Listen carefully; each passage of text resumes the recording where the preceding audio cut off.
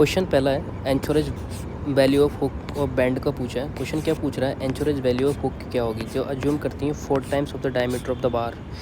सो क्या रिक्वायर्ड है, angle of bond for which anchorage value is 4-5। ठीक है, और जो करेक्ट इसका आंसर होगा वो होगा 45 डिग्री। अब कंसेप्ट समझते हैं, एंचोरेज लेंथ क्या होता है, जिसकी डेफिनेशन होती है anchorage length is equivalent length of the reinforcement bar consider to be available when the straight bar is bent through the some angle. Next आता है location of provisions, provide only at the support. Purpose की बात करते हैं anchorage length की, तो anchorage length is provide if sufficient development length can not be provided inside the support. नीचे ही चलना पड़ेगा।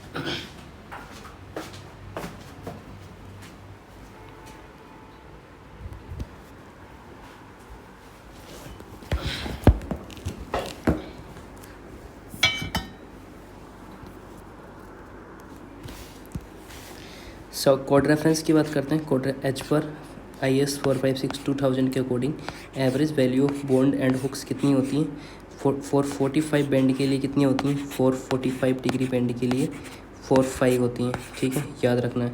एंड 90 बैंड के लिए कितनी होती हैं, 90 डिग्री बैंड के लिए जो होती हैं वो होती हैं 85, याद रखना। और 130 बैंड के लिए जो होती हैं वो होती हैं 12-5, 135 के लिए, ठीक है, वो होती हैं 12-5। और जो 180 डिग्री के लिए होती हैं वो आपको पता करनी है कितनी आती है, शायद अप्रोक्स 16-5। नेक्स्ट क्वेश्चन पे चलते हैं। हाँ, ये रहा U type hook 180 degree, anchorage value जो होती है वो होती है 16-5। 5 जो होता है वो नॉमिनल डायमीटर ऑफ बार होता है। नेक्स्ट क्वेश्चन की बात करते हैं, इंपॉर्टेंट पॉइंट्स देख लेते हैं डेवलपमेंट लेंथ के बारे में। कुछ क्या है इसकी definition, development length is an amount of bar length that is needed to be embedded or projected into concrete to create desired bond strength between the two materials and also to develop required stress in steel at that section।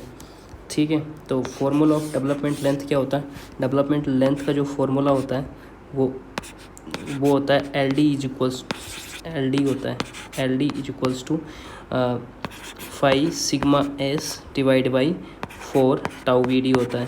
ठीक है, और ये जो steel के लिए होता है ना, इसको 0.87 FY लेते हैं। ठीक है, 5 जो होता है नॉमिनल डायमीटर ऑफ बार होता है। ये जो स्ट्रेस होता है sigma S, stress in the bar at the section considered at design load होता है। टाउ VD जो होता है वो डिज़ाइन बॉन्ड स्ट्रेस होता है। नेक्स्ट क्वेश्चन की बात करते हैं, reinforced concrete column pitch of lateral ties. Question क्या पूछ रहा है कि एक कॉलम है जिसका साइज़ है 400 × 400 mm। ठीक है, डायमीटर ऑफ लॉन्गिट्यूडनल बार जो है वो 20 mm है। तो find the pitch of lateral tie, lateral tie की पिच सॉल्व करनी है। तो कैसे हो जाएगा इसका, तो पहले इसको सॉल्व कर लेते हैं। तो लैटरल डायमेंशंस कितनी है, 400 mm। ठीक है, और अब क्या निकालना, find the pitch of lateral tie. तो find of pitch of lateral tie कितनी होती है, ये होती हैं 16 × 5 मिनिमम। ठीक है, तो 16 × 20 करेंगे तो कितना आ जाएगा, 320। और दूसरा प्रोविज़न होता है 300 mm का। तो दोनों में से जो मिनिमम होगी वो हम यूज़ करेंगे। तो मिनिमम क्या है, 300। तो करेक्ट आंसर आपका 300 हो जाएगा। आगे पढ़ते हैं, पिच ऑफ ट्रांसवर्स रेनफोर्समेंट। ये क्या होता है, pitch shall be not more than the least of the following.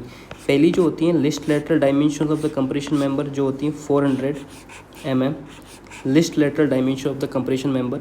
दूसरा होता है 16 × smallest diameter of the longitudinal reinforcement that is 16-5 और 300 mm। इनमें से जो लिस्ट होगा वो यूज होता है। अब बात करते हैं diameter of the lateral tie. It should not be less than होनी चाहिए, जो diameter of the lateral tie वो should not be less than होनी चाहिए 1/4 of the diameter of the largest longitudinal bar. कितना, 1/4 of the largest longitudinal bar का 1/4 होना चाहिए, और जो कि किससे कम नहीं होना चाहिए, और दूसरा नॉट लेस देन 6 mm। ठीक है, कैलकुलेशन कर ही दी है आपने। तो final condition, take the smallest value of 400 mm। Next question की बात करते हैं। देखो यहाँ पर कॉलम टाइप स्पेसिंग के रूल दे रखा है, जो पिच हो less than equal to least lateral dimensions and 16 into longitudinal bar dia और 300 mm। नेक्स्ट बात करते हैं प्लेन कॉन्क्रीट पेयर के बारे में। प्लेन कॉन्क्रीट पेयर का क्वेश्चन क्या दे रखा है, the least horizontal dimension of plain concrete pier should not be less than of its height. तो वो होता है 112। कितना होता है, 112। क्या है ये, least horizontal dimension of the plain concrete pier. Explanation समझ लेते हैं किसका, प्लेन कॉन्क्रीट पेयर कंडीशन की। जो हाइट लिमिटेशंस की बात होती है इसके अंदर, height of a pier shall not exceed 6 time of the least lateral dimensions. So buckling condition की अगर बात करें, when the height exceed 6 time the least lateral dimension, the buckling effect shall be taken into account. तो next बात करते हैं maximum height limit के बारे में। In no case shall be height exceed 12 time of the least lateral dimension. So minimum horizontal dimension की अगर बात करें तो should be at least 2 feet होनी चाहिए, और should not be less then 112 time it's height. Understand, किसकी, plane concrete पियर की बात चल रही है। सो यहाँ पर याद रखना मिनिमम हॉरिजॉन्टल डायमेंशन कितनी होनी चाहिए, greater than h/12। Maximum height कितनी होनी चाहिए, less than 12 into least lateral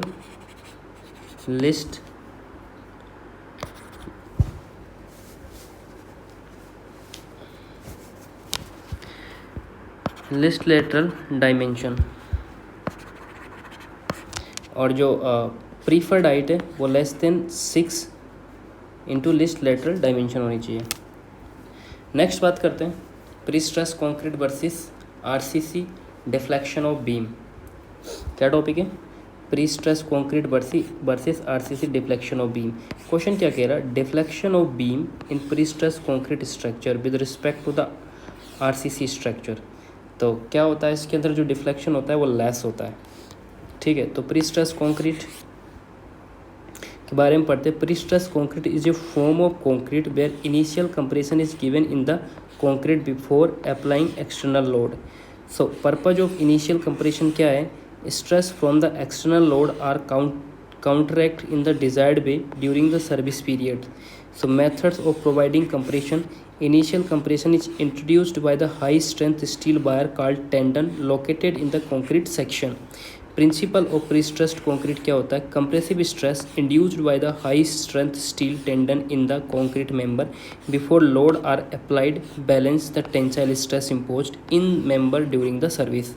so result in structural behaviour की बात करें तो deflection of beam in pre stressed concrete structure with respect to the RCC structure is less. तो obviously क्या कहेंगे हम ये कहेंगे कि जो स्ट्रक्चर का बिहेवियर है, अगर डिफ्लेक्शन की बात करें जो प्री स्ट्रेस कॉन्क्रीट होता है तो उसमें लेस होता है deflection in comparison to the plain concrete section. Next graded की बातें कर लेते हैं, प्री स्ट्रेस कॉन्क्रीट और ये ग्रेड ऑफ कॉन्क्रीट के बारे में। The grade of concrete used for pre-stress member lie in the range M30 to M60 होता है। So minimum grade of concrete for pre stress structure, the post tensioning की बात करें तो मिनिमम ग्रेड ऑफ कंक्रीट कितनी होती है, M30। And pre tensioning की बात करें तो मिनिमम ग्रेड ऑफ जो कंक्रीट होती हैं वो M40 होती है। पोस्ट टेंशनिंग के लिए M30 होती हैं और प्री टेंशनिंग के लिए M40 होती है क्या, मिनिमम ग्रेड। कंक्लूजन ये निकल के आता है कि grade of concrete used for the pre stress member lie in the range of M30 to M60। Important note discuss कर लेते हैं। Cover in pre stress concrete structure, post tensioning के लिए जो मिनिमम कवर होता है वो 30 mm होता है, और जो प्री टेंशन में मिनिमम कवर जो होता है वो 20 mm होता है। तो वन शॉट देख लेते हैं। कॉन्क्रीट ग्रेड कितनी होती है, M30 से लेके M60। पोस्ट टेंशनिंग के लिए मिनिमम कितनी होती है, M30, और पोस्ट टेंशनिंग के लिए मिनिमम कितनी होती है, M40। और कवर कितने होता है पोस्ट टेंशनिंग के लिए 30 mm, और कवर प्री टेंशन के लिए कितना होता है 20 mm। Next, high strength concrete इन PSC, pre stress concrete. Question क्या पूछ रहा है? क्वेश्चन ये कह रहा है कि इन pre stress concrete of high strength is used because of, तो क्या किस किस के लिए होता है? स्मॉलर क्रॉस सेक्शन के लिए, एंचोरेज जोन स्ट्रेसेस के लिए, श्रिंकेज क्रैक रिडक्शन के लिए। तो ये सारी चीज़ों के लिए ही PSC के अंदर हाई स्ट्रेंथ कंक्रीट का यूज होता है because of these reasons. So let's discuss one by one. Okay, so what is smaller cross sections के बारे में बात कर लेते हैं। Use of high strength concrete reduced cross section dimensions of the pre stressed concrete structure element and reduce the dead weight. वाह, कितनी बढ़िया बात बोली है इसने। ये कहना चाह रहा है कि use of high strength concrete reduced cross section dimensions of the pre stressed concrete structure element and it reduced dead weight. Next आता है एंचोरेज जोन स्ट्रेसेस के बारे में। तो let's discuss about this things. So bearing stress are the high in the anchorage zone, therefore high strength concrete is preferred. Next shrinkage crack reduction की बात करें तो high strength concrete is less liable to the shrinkage cracks. तो additional properties of high strength concrete की क्या क्या है? जो other high resistant in torsion, shear, bond and bearing. So higher modulus of elasticity, it is also included with an additional property of the high strength concrete like smaller ultimate creep strain resulting in the smaller loss of the pre-stress in steel. So let's discuss about the PSC. High strength concrete required what?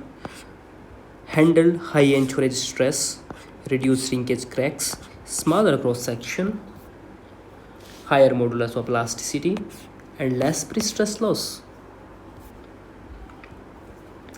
Next, torsion resistant capacity of RCC section. Torsion resistance capacity of reinforced concrete section.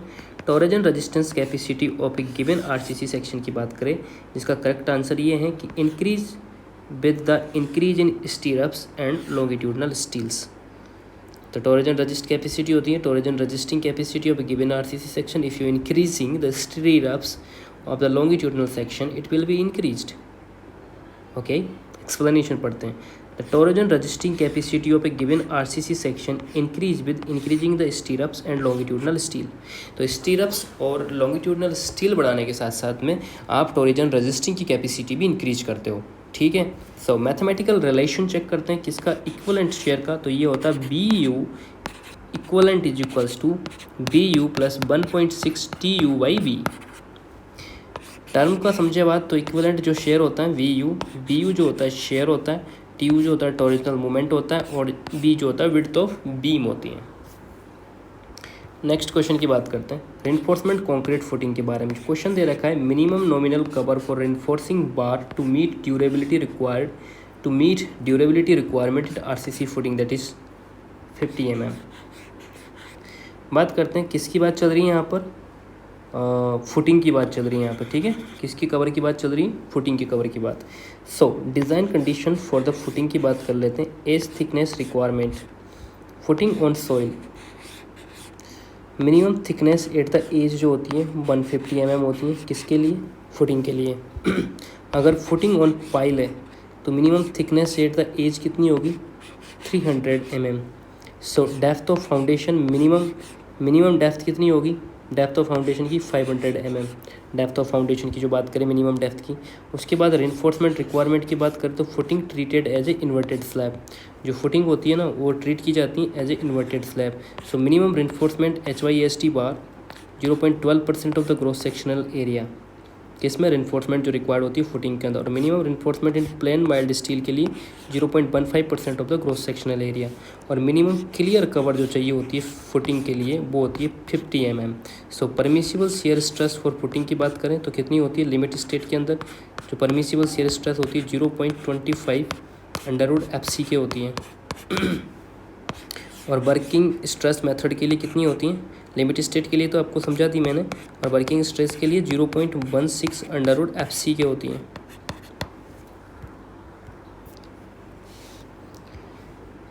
Next बात करते हैं flexural tensile strength of concrete. Question में पूछा है कि flexural tensile strength M25 concrete according to the limit state method. So correct answer कितना हो जाएगा इसका? Flexural strength obviously under root में 5 कर देंगे, 25 कर देंगे, 7.5 से मल्टीप्लाई करने के बाद 3.75 mm आ जाएगा। सिंपल सी चीज़ें। सो बात कर लेते हैं characteristic strength of concrete FC के। Compressive strength of concrete is expressed in terms of characteristic compressive strength of 150 mm³ tested in after 28 days। So characteristic strength कितनी हो जाएगी, कैसे डिफाइन करेंगे इसको? डिफाइन करेंगे strength of concrete below which not more than 5% of the total test results are expected to fall. Alright, अब बात करते हैं फ्लेक्सुरल स्ट्रेंथ ऑफ कंक्रीट के बारे में। क्या डेफिनेशन है? डेफिनेशन है theoretical maximum flexural tensile stress occurring in the extreme fiber of the RC beam which causes cracking. Are you getting my boy? So theoretical maximum flexural tensile stress occurring in the extreme fiber of reinforced concrete beam which may causes crack. So this is also called as modulus of rupture. IS code ये define करता है। Formula obviously FCR जो 0.7 FC के होता है, calculation कर लेंगे, answer आ जाएगा आपके पास में। अब बात करते हैं लिमिट स्टेट मेथड के बारे में। क्वेश्चन क्या कह रहा है लिमिट स्टेट मेथड से? क्वेश्चन कह रहा है which limit state deal with the strength overturning, sliding, buckling, fading और fracture that is ULM ultimate limit state method. So क्या कहता है लिमिट स्टेट मेथड का कंसेप्ट देख लेते हैं। लिमिट स्टेट क्या होती है? Acceptable limit for safety and serviceability, requirement of the structure before failure अगर। क्या पर्पज है इसका? लिमिट स्टेट का पर्पज है ensure that structure do not reach limit state and remain fit for their intended use. Sir 2 principle criteria जो होता है इसका, किसका? लिमिट स्टेट का। पहला होता है अल्टीमेट लिमिट स्टेट, दूसरा होता है सर्विसिबिलिटी लिमिट ऑफ स्टेट। अब बात करते हैं अल्टीमेट लिमिट स्टेट के बारे में, ULS के बारे में। तो इंश्योर स्ट्रक्चर जो होता है stable and strong enough against the load होता है। दूसरा बात करता है टाइप ऑफ लोड कंसिडर जो होता है यहाँ पर, dead load, live load, wind load, earthquake load और एंड देयर कॉम्बिनेशंस। ठीक है, तो इतने तरीके के लोड इसके अंदर अल्टीमेट लिमिट के अंदर कंसिडर किया जाता है। कौन कौन सा लोड है? डेड लोड, थोड़ा धीरे बोल ले भाई, मैं खुद ही नहीं समझ पा रहा हूँ कि मैं क्या पढ़ रहा हूँ। दूसरा आता है लाइव लोड, तीसरा आता है विंड लोड, चौथा आता है अर्थक्वेक लोड, पाँचवा आता है ऑल दी जो कॉम्बिनेशंस। एंड मज़ेदार रोमांटिक बात क्या है? रोमांटिक बात ये है कि अल्टीमेट लिमिट स्टेट जो होता है वो डील करता है किस किस चीज़ के लिए? स्ट्रेंथ के लिए, ओवरटर्निंग के लिए, स्लाइडिंग के लिए, बकलिंग के लिए एंड फटिग फ्रैक्चर के लिए। सो कंडीशन की बात करें, प्योरली इलास्टिक कंडीशन होती हैं। सर्विसिबिलिटी लिमिट स्टेट की बात करें तो ये इंश्योर करती है structure is comfortable and usable for the human use. It deal with the vibration, deflection, cracking and durability. क्या करता है? Deal with vibration, deflection, cracking and durability. may also include acoustic limit and heat transmission limit. Next question आता है stress block in singly reinforcement section. Question क्या कहता है? Ratio of the depth of parabolic portion to rectangular portion of the stress block at the limiting state of collapse. Question क्या कह रहा है? Stress block in singly reinforcement section. Question क्या कहता है? Ratio of the depth of parabolic portion to rectangular portion of the stress block at limiting state of the collapse. तो क्या ratio होता है? करेक्ट तो इसमें 4:3 दे रखा था, बट ड्राइव करते हैं इस चीज़ को। Ratio of depth of parabolic portion to rectangular portion of stress block at limiting state of collapse. ठीक है, इस एक्सप्लेनेशन समझते हैं इसका। Strain and stress diagram of the beam. Strain diagram की बात करें तो मैक्सिमम कंक्रीट स्ट्रेन जो होती हैं वो 0.0035 होती हैं and strain at neutral axis कितना होता है? 0.002। सो स्टील स्ट्रेन रिलेशन क्या होता है? स्टील का स्ट्रेन रिलेशन जो होता है वो होता है 0.87 FY divide by ES plus 0.002 होता है। स्ट्रेस डायग्राम की बात करें तो कंप्रेसिव स्ट्रेस का जो ब्लॉक होता है उसका होता है स्ट्रेस 0.446 FC के। ठीक है, दूसरा होता है डेप्थ ऑफ रेक्टेंगुलर पोर्शन, उसका होता है कितना होता है? डेप्थ ऑफ रेक्टेंगुलर पोर्शन किसके लिए? स्ट्रेस डायग्राम के लिए 3/7 XU होता है। डेप्थ ऑफ पैराबोलिक पोर्शन कितना होती है? पैराबोलिक पोर्शन की जो डेप्थ होती है 4/7 इंटू XU होता है। ठीक है, सो उसके बाद आता है रिजल्टेंट कंप्रेशन लोकेटेड कहाँ होती है? न्यूट्रल एक्सिस 0.42 XU होता है। सो अब बात करते हैं tensile force in steel. Tensile force in steel के बारे में T बराबर 0.87 FY AST होता है। तो रेशियो ऑफ डेप्थ की बात करते हैं। तो रेशियो ऑफ डेप्थ क्या होता है, ये पैराबोलिक पोर्शन होता है। पैराबोलिक पोर्शन का क्या होता है 4/7 इंटू एक्स यू, ठीक है। और रेक्टेंगुलर पोर्शन का कितना होता है 3/7 इंटू एक्स यू। तो इसका रेशियो निकालेंगे 4/7 एक्स यू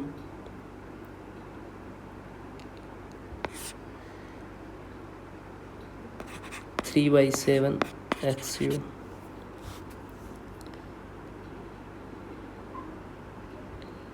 तो ऑब्वियसली 7 4/3 बच जाएगा, एक्स यू खत्म 7 तो यह आ जाएगा 4/3। नेक्स्ट क्वेश्चन पे चलते हैं। नेक्स्ट क्वेश्चन है diagonal tension in beam. Diagonal tension of beam. अबे शांत हो जा, क्या पैगाम लाया तू,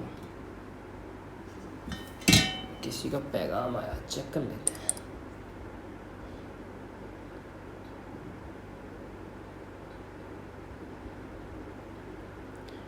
बन गया काम, तू भी ले ले नहीं तो तेरे पास। अरे ठीक है रे।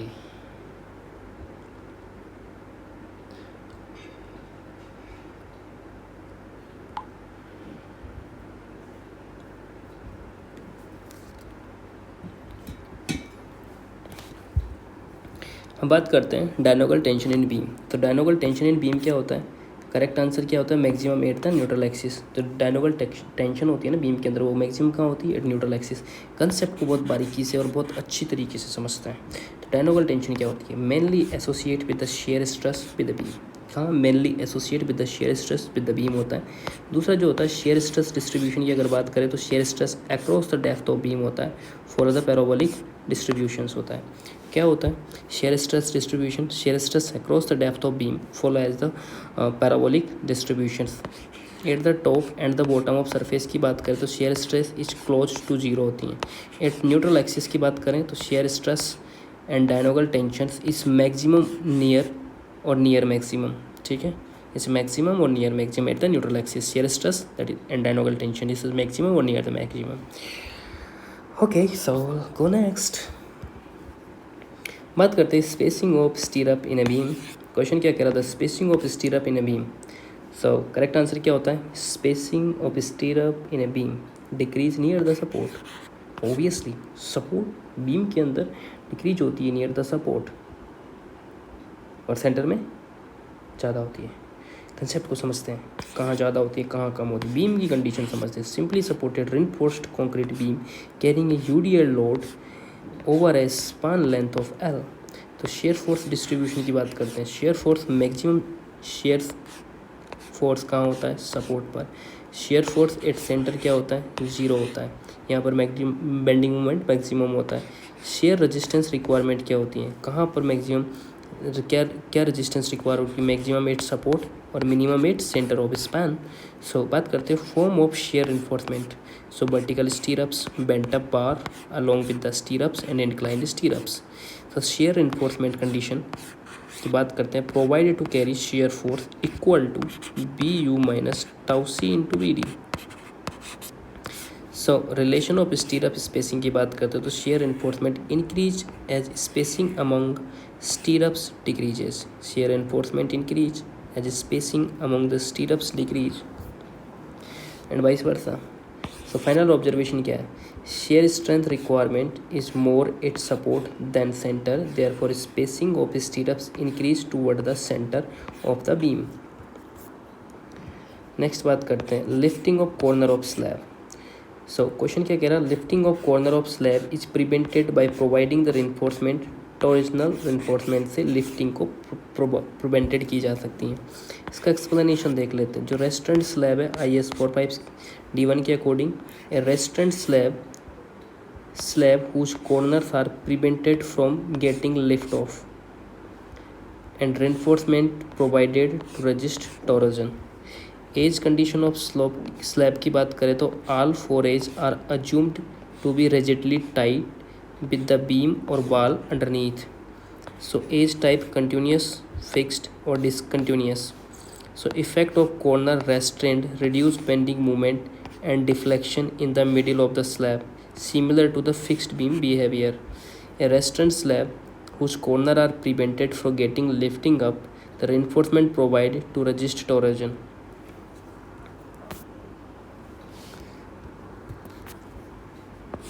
टोरोजन रेनफोर्समेंट इन स्लैब कॉर्नर की बात करते हैं। केस पहला आता है both as is discontinuous.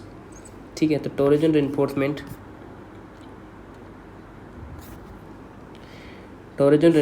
Required तो प्रोवाइडेड इन 4th ईयर में प्रोवाइड करवाया जाता है। जो साइज ऑफ जो मैस होती हैं वो LX/5 होती हैं। स्टील इन ईच लेयर जो होती हैं वो होती हैं 3/4 AST पॉजिटिव होती हैं। केस 2 की बात करते हैं at least 1 edge is discontinuous. So torsion reinforcement is required कितनी लेयर में, 4 लेयर में। साइज ऑफ मैस जो होती हैं वो LX/5 होती हैं। स्टील इन ईच लेयर जो होता है वो होता है 3/8, याद रखना 3/8 AST पॉजिटिव। केस 3 की बात करते हैं बोथ एज इज कंटिन्यूस, तो नो टोरोजन रेनफोर्समेंट इज रिक्वायर्ड, कोई भी टोरोजनल रेनफोर्समेंट रिक्वायर्ड नहीं होगा।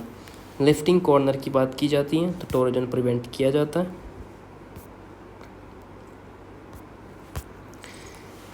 नेक्स्ट बात करते हैं development length of Fe500 HYST bar. Question कह रहा है development length of Fe500 HYST bar 12 mm diameter fully stressed in tension band design bond stress is 1.5। तो इसको सॉल्व करना है। कैसे सॉल्व करना है, 0.87 Fy, तो फाई कितना दे रखा है 12 इंटू HYST बार है 12 into 87 into 500 divide by 1.5 into 4 into 1.6।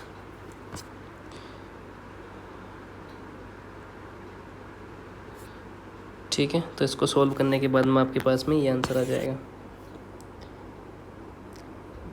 ये तो लिखा है मैंने भी, तो 1.6 1.5 ये जो 6 लिखा है ना मैंने, क्योंकि HYST बार के लिए 60% इंक्रीज हो जाता है। ठीक है, इसलिए मैंने लिखा, तो ये आ जाएगा आपके पास में। ये वैल्यू सॉल्व करने के बाद में कंसेप्ट डिस्कस कर लेते हैं इसका।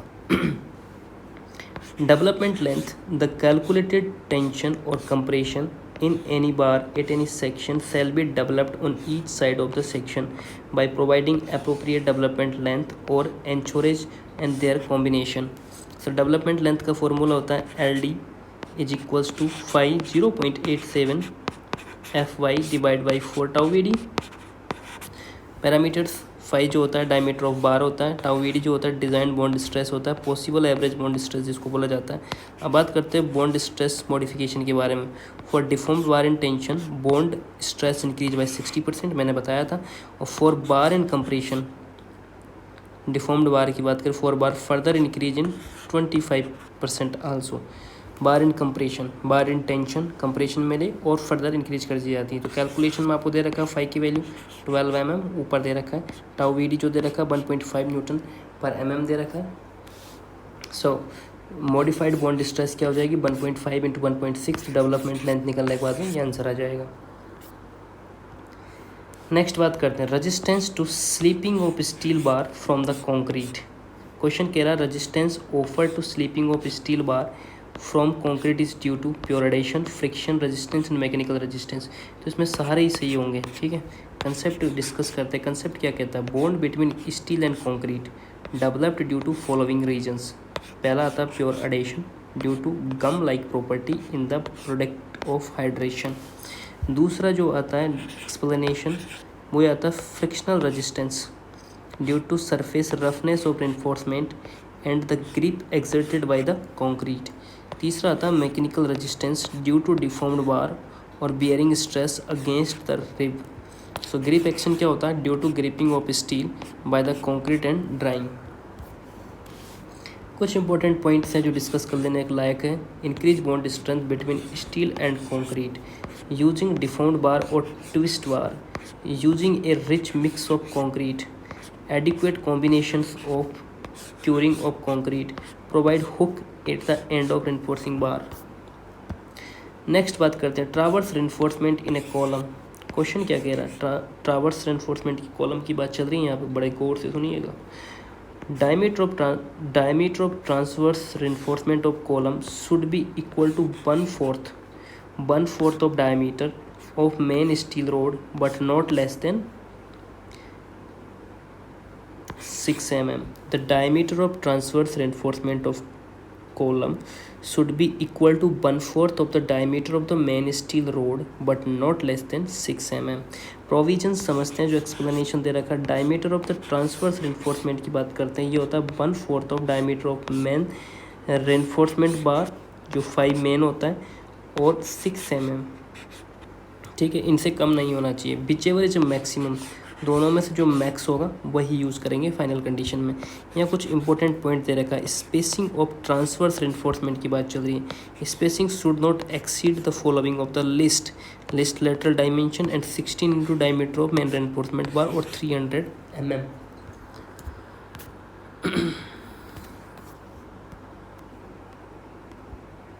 I think it should stop there.